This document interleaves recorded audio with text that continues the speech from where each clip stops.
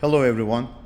I'm going to make this video for who wants to know how to do engine compression test on hybrid vehicles.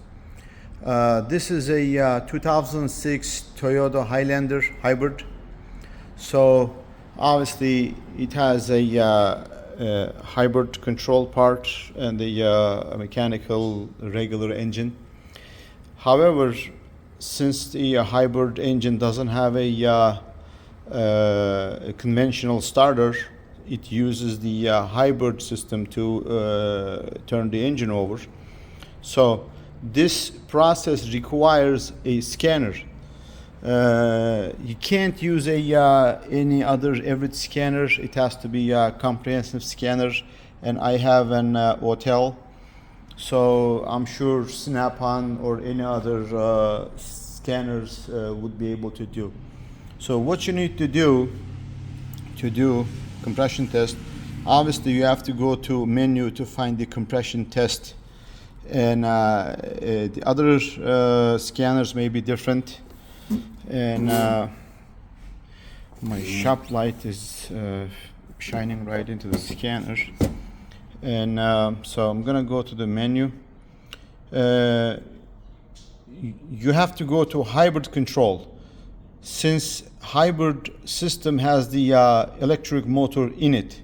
So when you go there, and it'll give you warnings, you're gonna read and press OK. And active test.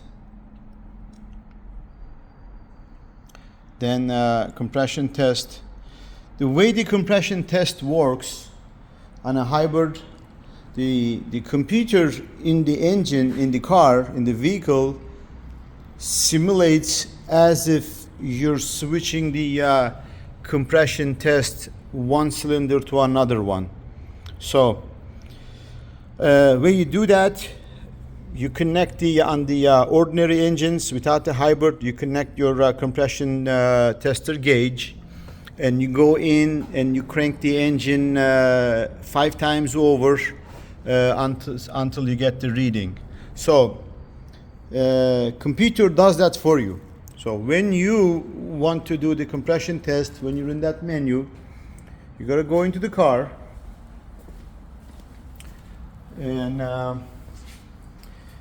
and obviously everything has to be hooked up, and you're gonna cycle the key off, on, and right there you'll see ready. You're gonna turn it on as if you're cranking the engine. See, it says ready. I don't know if you guys heard it, engine actually turned over several times. There we have our compression test result. So this one is about 130 psi, and it had a misfire.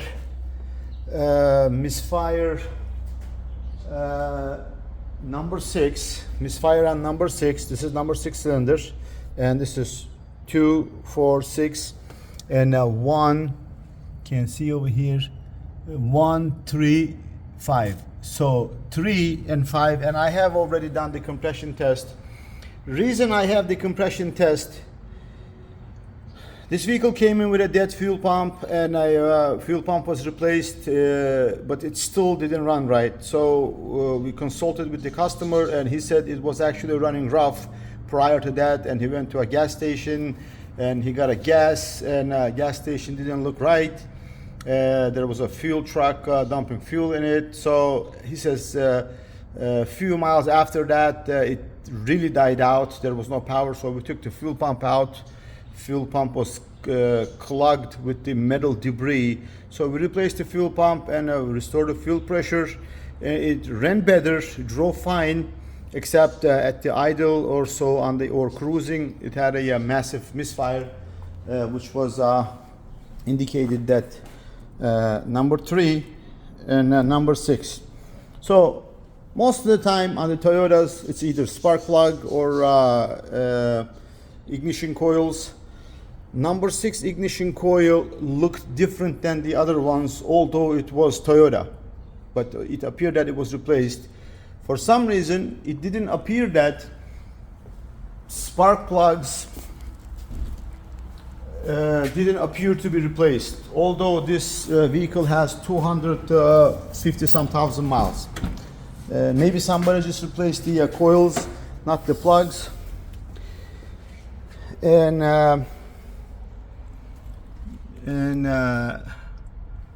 this is the spark plug ignition coil that I mentioned was different than the other one, and this one has a crack in it. And that particular spark plug right here, and it has a lot of ash buildup on it. Buildup ash actually causes misfire as well, I'm sure you guys know. And the other ones didn't look that bad, although they're worn out. However, they didn't appear to be, they were replaced prior to any time. I'm not sure if they can last 250,000 miles. Maybe they were replaced long time ago, because they didn't come out as easy. So we had to work them back and forth to be able to get him out. So any questions, any comments? Anyone wants to know more about these kind of things, and please leave a comment, and I'll get back to you with a best explanation I have. And if you guys wonder, I didn't pinch the fuel line. These are the coolant lines that runs into the throttle body. And since we had to take the intake manifold, intake plenum out, this is where those hoses actually go. That's the vacuum line. This is intake coolant, and a vacuum. So I did a compression test because it's a hassle to do spark plugs, ignition coils, and I wanted to be 100% sure, and I did the compression test as well. And I looked down to the intake ports as best as I can see. I don't see any buildup. All the valve stems were clean, and I didn't do any cleaning on the air runners. They're nicely clean. So there was a lot of animal stuff, tree nuts, shells, leaves were here. We cleaned them all up. And so again, if anybody has a question, comment, and you know what to do, and I'll see if I can help you guys best I can. Thank you for watching. Have a wonderful repair days for everyone.